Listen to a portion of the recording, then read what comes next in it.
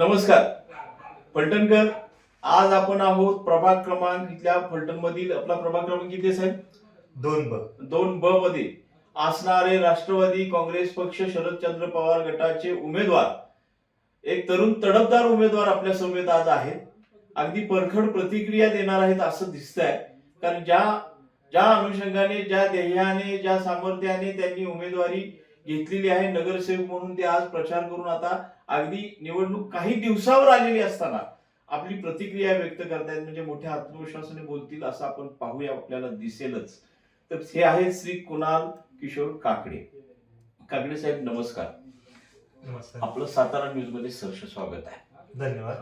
आपल्या फलटण नगरपालिकेच्या निवडणुकीत असणारी आपली उमेदवारी, त्या उमेदवारीच्या अनुषंगाने आपण काय सांगा? सर्वप्रथम मी सातारा न्यूजचा आभारी आहे. त्यांनी मला हे बोलण्याचं प्लॅटफॉर्म दिलं त्याबद्दल. आणि उमेदवारीबद्दल सांगायचं झालं तर राष्ट्रवादी शरदचंद्र पवार गट यातून मला उमेदवारी मिळाली आहे.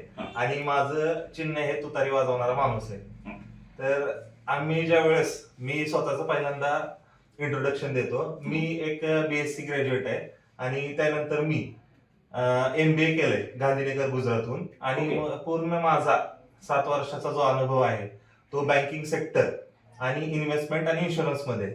आणि त्याचसोबत मी 2019 पासून आपल्या लुंबिनी बहुउद्देशीय संस्थेच्या मार्फत माझे सामाजिक कार्य सुरू केलं. त्यामध्ये मी 10वी-12वी कोणती संस्था आम्हाला लुंबिनी बहुउद्देशीय संस्था, जिथं बुद्धांचा जन्म झाला. ओके. त्या वनाचं नाव लुंबिनी वन आहे. त्याच्यावर आधारित आपण नाव त्या संस्थेचं लुंबिनी बहुउद्देशीय संस्था ठेवलंय. त्यामध्ये आपण 10वी-12वीच्या उत्तीर्ण विद्यार्थ्यांचा दरवर्षी सातत्याने कार्यक्रम घेतो. त्यामध्ये आपण त्यांना साहित्य वाटप करतो. आणि दुसरी गोष्ट, वृक्षारोपणाचा आपण कार्यक्रम घेतो. आणि जे आपले कार्यक्रम होतात त्या प्रत्येक कार्यक्रमामध्ये आपण हार वगैरे देण्याऐवजी एक पर्यावरण म्हणजे राखण्यासाठी आपण प्रत्येक जे आपले गेस्ट असतात त्यांना आपण वृक्ष देतो, जेणेकरून वृक्ष लागवड व्हावी आणि पर्यावरणाचा समतोल राखावा. अशा उद्देशाने आपण ते काम करतो. आणि या उमेदवारीमध्ये म्हणजे जे नगरसेवक पदासाठी मी उभा आहे त्यामध्ये माझं मेन उद्दिष्ट असं आहे की जे बाबासाहेबांनी सांगितलंय की शिका, संघटित व्हा आणि संघर्ष करा. तर त्या अनुषंगाने मी शिक्षणावर जास्त फोकस करणार आहे मंगळवारपेठेमध्ये. दुसरी गोष्ट, इथं जो बहुसंख्य जो समाज आहे तो अनऑर्गनाइज सेक्टर म्हणजे असंघटित क्षेत्र जे आहे त्यामध्ये काम करणार आहे.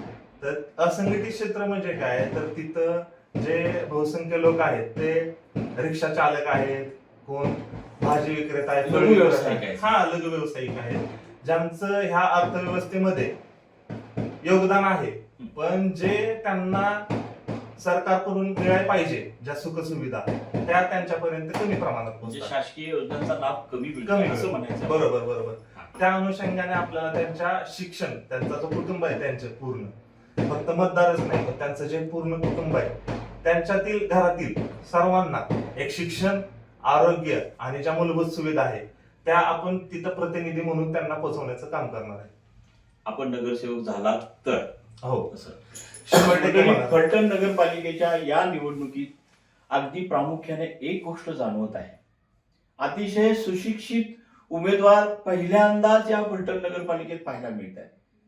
अगदी 4 उच्च शिक्षित मुलींची सुद्धा उमेदवारी आहे. या कुणाल किशोर काकड्यांसारखी सुद्धा उमेदवार आहेत. आणि ही खरं तर विकासाची नांदी आहे, वेगळ्या विचारांची, परिवर्तनाची नांदी फलटण नगरपालिकेत आज पहिल्यांदाच दिसून येत आहे. आता थोडंसं थांबवलं होतं आपल्याला, पण मला अजून एक प्रश्न असा विचारायचा आहे की तुम्ही ज्या प्रभागामध्ये उमेदवारी आहात तिथले तुम्ही मूळचे वास्तव्यास असणारे, लहानाचे मोठे आपण इथे झाला ना? हो, 100%. मी इथंच, माझ्या जन्माच्या दाखल्या इथलं फलटणचं नाव आहे. फलटणचं नाव. म्हणजे आता या प्रभागामध्ये परिपूर्ण माहिती असणारे, या प्रभागातले उन्हाळे पावसाळे वयाच्या 28, 29, 30 वर्षापर्यंत पाहिलेले आणि त्यातून सामाजिक कार्याचा वसा घेतलेले असे हे उमेदवार आहेत. आता त्यांचा आपण विकासाच्या दिशेने काय त्यांचा अजेंडा आहे, विकास त्यांना कोणता हवा आहे हे आपण जाणून घेऊया. काय सांगाल आपण विकासाबाबत, आपल्या प्रभागाच्या विकासाबाबत आणि शहरामध्ये सुद्धा तुमचं काय योगदान असेल जर तुम्ही नगरसेवक झालात या प्रभागातून तर? बोला. जसं मी पहिल्यांदा म्हणलं की इथं जे कुटुंब आहेत ते लघु व्यवसाय जास्त करून आहेत, तर त्यांच्या कुटुंबाच्या शिक्षणासाठी सर्वप्रथम मी सांगतो की इथल्या मुलांना 11वी आणि 12वीच्या ज्या अकॅडमीज चालू आहेत आणि त्या फक्त श्रीमंताच्या मुलांसाठी झाल्याचं दिसून येते. कारण ह्या ज्या अकॅडमी आहेत म्हणतात ज्या 12वी नंतर प्रवेशासाठी लागतात एंट्रन्स टेस्ट, म्हणजे JEE असेल, नीट असेल, क्लॅट असेल, ह्या सर्व ज्या एक्झाम आहेत ह्यांची फी जर आपण बघितली तर 1,20,000, 1,50,000, 2,00,000 अशा आहेत. तर त्या ज्या सगळ्या एंट्रन्स टेस्ट आहेत त्याच्या ऑनलाईन डिजिटल क्लासेस आपण मंगळवारपेठेमध्ये चालू करणार आहेत, जेणेकरून कोणाच्या वतीने, म्हणजे शासनाच्या वतीने, नगरपालिकेच्या वतीने का अजून कोणत्या वतीने? नगरपालिकेच्या वतीने. जे शिक्षण समिती आहे, तशी सुविधा आहे का नगरपालिका प्रशासन? 100% शिक्षण समिती आहे, ती शिक्षण समितीचं कामच हे ना, कामच आहे. हा, त्या बरोबर. शिक्षण समितीला तुम्ही भर देणार. बरोबर. मंडळी, विचार तर उत्तम आहे, मतदार तुम्ही साथ देत आहेत ते पाहूया. पण आता एक महत्वाचा प्रश्न असा आहे की यांनी तुम्ही प्रचाराला होताच, तर प्रचारामध्ये आपल्याला मतदारांच्याकडून काय अपेक्षा, हे तुमचं ध्येय सांगितलं, मतदारांच्याकडून काय अपेक्षा आल्या आणि मतदार तुम्हाला स्वीकारत आहेत का, हे जरा फलटणकरांना कळू दे. 100% मला स्वीकारत आहेत. जो कालावधी पुढे गेला हा 2 तारखेला होणार होती निवडणूक, त्याच्यानंतर आता 20ला होते. हो. तर मी प्रत्येक घरात बसलोय आणि प्रत्येक घरात जाऊन 15-20 मिनिटं बसून त्यांच्याशी चर्चा केली. त्यावेळेस मला असं जाणवलं की इथल्या लोकांच्या समस्या भरपूर आहेत. जसं मी म्हणलं की इथला जो व्यक्ती आहे तो डायरेक्ट इनडायरेक्ट टॅक्स भरून ह्या अर्थव्यवस्थेचा तो आहे इथं, म्हणजे नाही का, तो इथल्या या अर्थव्यवस्थेचा तो एक कणा आहे, जोडलेला आहे. पण त्याला जो सुविधा मिळायला पाहिजे त्या तिथं मिळत नाहीयेत. आणि त्यांच्या ज्या म्हणजे सगळ्यात महत्वाच्या अजून काय आहे की आरोग्याची समस्या. म्हणजे आपल्या इथं मंगळवारपेठेमध्ये अशा बऱ्याच घटना घडल्यात की ऑपरेशनसाठी इथून वर्गणी करण्याची अवस्था झाली. ह्या गोष्टी अजून घडू नयेत म्हणून आरोग्य समितीच्या मार्फत मी स्वतः इन्शुरन्स सेक्टर मध्ये असल्यामुळे इथल्या लोकांना विमा कसा मिळेल ह्याच्यावरती मी काय काम करतो. इन्शुरन्स सेक्टर मध्ये मी जनरल इन्शुरन्स मध्ये सिनियर मॅनेजर आहे, जॉब करतो. हा, जॉब करतो मी. तर इथल्या लोकांना तो कसा मिळेल त्याच्यासाठी मी प्रयत्न करणार आहे, जेणेकरून पुढं इथल्या लोकांना वर्गणी काढण्याची अजिबात गरज पडणार नाही. आणि त्यांना जे प्रायव्हेट हॉस्पिटल आहेत चांगल्या पद्धतीचे उपचार देतील हे त्यांना उपलब्ध होईल. अजून एक प्रश्न असा उभा राहतो, तुमच्या समाजाप्रती तुमचं योगदान अत्यंत महत्वाचं, जे की आतापर्यंत स्वातंत्र्यानंतर मिळालं नाही, असं एखादं योगदान तुम्हाला द्यावंसं वाटतंय का समाजासाठी? काय वाटतं, काय उणीव दिसून येते समाजात? बघा, समाजात मोठ्यानं सांगायचं आपल्याला. हा, मोठ्यानं बोला. समाजात उणीव म्हणजे तुम्हाला कोणी सांगितलंय का बोलू नका, दहशत आहे? दहशत आहे का? नाही, दहशत बोला, अजिबात मोठ्याने नाही. बोला. हा, दहशत अजिबात नाही. ते जे चाललंय ना दहशत, हा. ते सगळीकडे पसरवलंय. पण मला असं वाटतं इकडून कुठनं गोळी येते का बॉम्ब फटतोय, तसं काय अजिबात नाहीये. नाहीये ना? हा, मग बोला, मोठ्यानं बोला ना. हा, एक उणीव आहे की शिक्षणाबद्दल थोडेस इथं बॅकफुटला आम्ही गेलोय. कारण जे मी आता 10वी-12वीचे कार्यक्रम घेतो ना हा. त्यामध्ये असं जाणवतंय की 10वीचे विद्यार्थी खूप जास्त आहेत, पण जे आपण 12वीचे विद्यार्थी बघतो तर त्यामध्ये जरा संख्या कमी झाल्याची दिसते. आणि त्याच्यानंतर पुढे ग्रॅज्युएशनला गेल्यानंतर थोडीशी अजून कमी झालेली दिसते आणि ते क्वालिटी एज्युकेशन त्यांना मिळत म्हणजे नाहीये. शैक्षणिक अभावामुळेच हे सगळे लोक लघु बरोबर, व्यवसायाकडे बरोबर, वळतायत, बरोबर, असं बरोबर. तुम्हाला तुमच्या प्रभागात निदर्शनास आलं. 100%. मग त्याप्रमाणे तुम्हाला शैक्षणिक दर्जा उंचावायचा आहे, हा, असं तुम्हाला वाटतं का? समाजाप्रती हे हो. योगदान आहे का? 100%. का अजून काही वेगळं योगदान तुम्हाला द्यायचंय? सांगा, योगदान मतदारांना कळू द्या तुमच्या. अजून योगदान असं आहे की इथल्या महिलांना सुरक्षा असेल आणि दुसरी गोष्ट की त्यांच्या हाताला रोजगार मिळणे. रोजगाराची हा. मागणी आहे. जे लघु व्यवसाय असतील त्याच्यातून बचत गटासाठी जो फायनान्शियल मायक्रो फायनान्स आहे त्याच्यातून जे लूट चालली त्यांची. काय मायक्रो फायनान्सचा, तुम्ही इन्शुरन्स सेक्टर मध्ये काम करताय, बँकिंग क्षेत्रात आहात, मायक्रो फायनान्सचा काय मुद्दा तुम्हाला तुमच्या प्रभागात, तुमच्या शहरामध्ये आढळला? सांगा.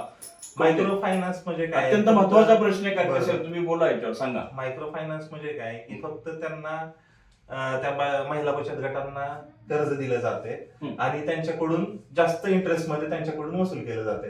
पण जर त्यांना लघु उद्योग चांगला मिळाला त्या सर्वांना, जेणेकरून त्यांना महिन्याला त्यांची उपजीविका चालू राहील असं. पण मला एक प्रश्न पडतो, ते कर्ज काढण्याचं कारणच काय येतं या महिलांना?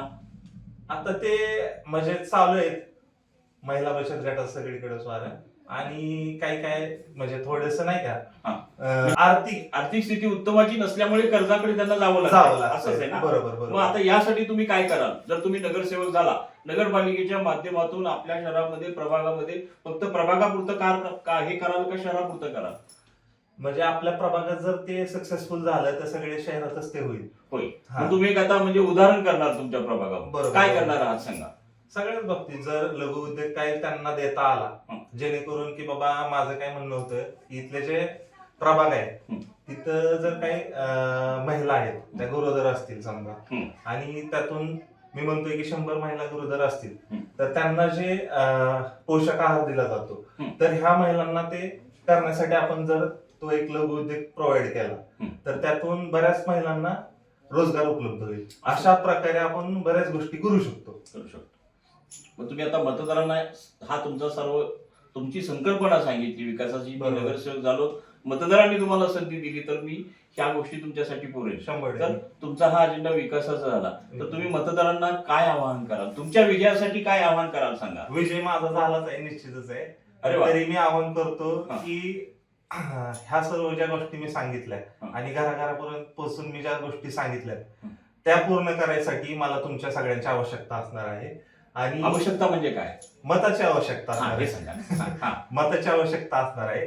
तर मला येत्या 20 तारखेला मला भरघोस मतदान करून ह्या सर्व सुविधा तुम्हाला कशा देता येतील हे मला सहकार्य करा. मतदार राजा बघा, तुमचा एक उमेदवार तुमच्यासाठी हे घेऊन आलाय आणि अजूनही तुम्हाला काय ऐकायचं असेल तर आपण अजून थोडस जाणार पुढं. अजून बरेच आहे. बरंच आहे, बोला ना. बरंच आहे तर बोला. जी आपली लायब्ररी इथं आहे, लोकशाही आहे ना आपली, हा, बरोबर. मग बोला ना. जी आपली लायब्ररी आहे जवळजवळ 2010 किंवा 12 मध्ये तिचं पूर्ण बांधकाम झालं. कुठे झालं होतं? समाज मंदिर म्हणून आहे त्याच्या समोर ओके, हा, लायब्ररी. तर ते 2010 किंवा 12 मध्ये बांधकाम झालं आणि त्याचं फर्निचरचं काम 2022 मध्ये झालंय. तर त्या अशा गोष्टी ज्या डिले होत चाललंय त्या होऊ नये म्हणून मतदारांनी एकदा मला 5 वर्ष संधी द्यावी. आणि अशा बऱ्याच वस्तू आहेत आपल्या, बुद्धविहार असेल, समाज मंदिर असेल, त्याच्या आता नागरिक जर बघत असतील ना त्याची अवस्था काय आहे, आणि नुसतं आश्वासनाचा पाऊस ह्याच्या पलीकडे जाऊन जरा तुम्ही उमेदवारांना चांगल्या संधी द्यावी हेच फक्त मला आवाहन करायचंय.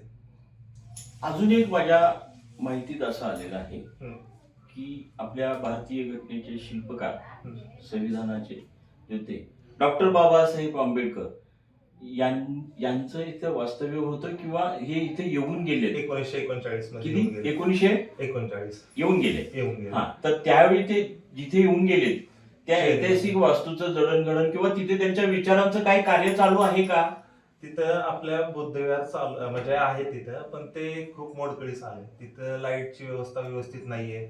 जर आपल्याला तिथं एखादा म्हणजे आता आपण तुम्ही काय स्मारक वगैरे करावं असं, एवढ्या मोठ्या महापुरुषाचं सत्पुरुषाचं स्मारक व्हावं असं आपल्याला वाटत नाही? 100% वाटतंय. कारण तुमच्यासारख्या तरुणांना जर उदासीनता दाखवली तर पुढच्या पिढीचं काय करू शकता सांगा मला? आमच्यासारखे तरुण आता उतरलेत ना, आणि जे आपण धर्माचे कार्य घेतो तिथं आपण वर्षवासाचा कार्यक्रम दरवर्षी घेणार आहे. त्यासाठी आपल्याला तिथं जे बौद्ध भिक्खू आपले आहेत ते तिथं रहवास करतील अशा पद्धतीचं ते वास्तू बनवण्याचा आपण प्रयत्न करणार आहे. मला अजून एक प्रश्न समजला, म्हणजे माझी बी ही उत्सुकता होते, लोकांनाही करू दे. बौद्ध भिक्षूंचं कार्य समाजाप्रती काय थोडक्यात सांगू शकाल? समाजाप्रती त्यांचं सर्वात मोठं कार्य आहे, कारण आम्हाला जो बाबासाहेबांनी धम्म दिलाय ते तळागाळात पोहोचवण्यासाठी. धम्म म्हणजे काय? धम्म म्हणजे बौद्ध जो धम्म दिलाय त्याची शिकवण आणि म्हणजे धर्माची शिकवण. बरोबर, कार्य पोहोचवण्यासाठी भिक्खूंचं सर्वात मोठं काम असतं. आपण पाहिलं स्वातंत्र्यानंतर सुद्धा अजून तुम्ही म्हणताय बौद्ध धर्माचं अजूनही तो थोडासा वंचित राहिलाय, शैक्षणिक दृष्ट्या म्हणा, आर्थिक दृष्ट्या म्हणा, ते परिस्थिती उंचावत का नाही ह्याच्याबद्दल तुम्हाला काय वाटलं का? आणि ते तुम्ही तुमच्या प्रभागात करू शकता का? थोडक्यात सांगा. तेच मी सांगितलं ना, सगळ्याचा मूळ पाया हा शिक्षण आहे. शिक्षण जर चांगलं इथं दर्जेदार मिळालं तर इथली मुलं घडणार आहेत. इथून फलटण मधून अख्ख्या भारतात म्हणा किंवा परदेशात जाऊन ते त्यांच्या नोकरीचे मार्ग खुलणार आहेत. हे सगळं फक्त शिक्षणच होणार आहे. आणि मी नाही सांगत, आमच्या बापांनी सांगितलंय हे, डॉक्टर बाबासाहेब आंबेडकरांनी. शिक्षणच हे सर्वस्व आहे आपलं, आणि त्याच्यावरतूनच आपली सगळी प्रगती होणार आहे. म्हणजे शिक्षण हे मूळ आहे. हे त्यांच्या तिथे त्याच्यामध्ये ती शिकवण उतरलेली आहे. पण मंडळी, आशय ध्येय घेऊन असा हा तरुण ध्येयवेडे तरुण एक उमेदवार नगरसेवक पदासाठी उभे आहेत. येत्या नगरपालिकेत जर मतदारांनी त्यांना संधी दिली तर नक्कीच ते समाजाप्रती काहीतरी योगदान देतील असं त्यांच्या बोलण्यातून वक्तव्यातून आपल्यास निदर्शनास येत आहे. आता फलटणकर ऐकतायत, पण तुम्ही ह्याची प्रतिक्रिया करणार का? काय इतर नगरसेवकापुरतं फक्त बोलणार 5 वर्ष परत कुणाल काकडे? अजिबात नाही, अजिबात नाही. आपण जाहीरनामा तसा लिहून दिलाय आणि तो सर्व घराघरात पोहोचलाय. आणि मी आता तुमच्या पुढे सांगतो, हे सर्व 100% होणार. होणार. अजून आपल्याला काय सांगायचंय? नाही, एवढंच सांगायचं. परत एकदा मतदारांना काहीतरी सांगा. विनंती आहे, आपल्या सर्वांचं प्रेम असू द्या आणि जिंकलो तर मी आहेच. फक्त मंगळवारपेठेतून सगळ्यात जास्त लीड मला मिळावं हीच अपेक्षा आहे. वा मंडळी, तरुणांच्यात असणारा हा आत्मविश्वास आहे ना, हेच पुढच्या पिढीसाठी ही अगदी विजयाची नांदी असू शकते. आणि परिवर्तनाच्या दिशेने ह्या तरुण पिढीला जर अशी लोकशाहीच्या मार्गातून संधी दिली तर नक्कीच आपला गाव, आपला जिल्हा, आपला प्रदेश, आपला देश नक्कीच प्रगतीपथावर जाईल असं ह्या तरुण उमेदवाराच्या आत्ताच्या प्रतिपादातून दिसून येत आहे. आपणास काय वाटलं हे आपण पण कॉमेंटमध्ये सांगावं. मी राजाभाऊ बोंद्रे, फलटण नगरपालिकेच्या अनुषंगाने प्रभाग क्रमांक 2 मध्ये कुणाल किशोर काकडे या उमेदवारांच्या सोबत आहोत. भाग कसा वाटला हे आवर्जून सांगा. काही चुकलं असेल तरुणाचं माझं तरी सांगा आणि त्यांना मार्गदर्शन करा. नमस्कार. आपल्या तालुक्यातील जिल्ह्यातील बातम्या सर्वप्रथम पाहण्यासाठी आजच सातारा न्यूजला YouTube चॅनलवर सबस्क्राईब करा, लाईक करा, शेअर करा आणि बेल आयकॉन प्रेस करायला विसरू नका.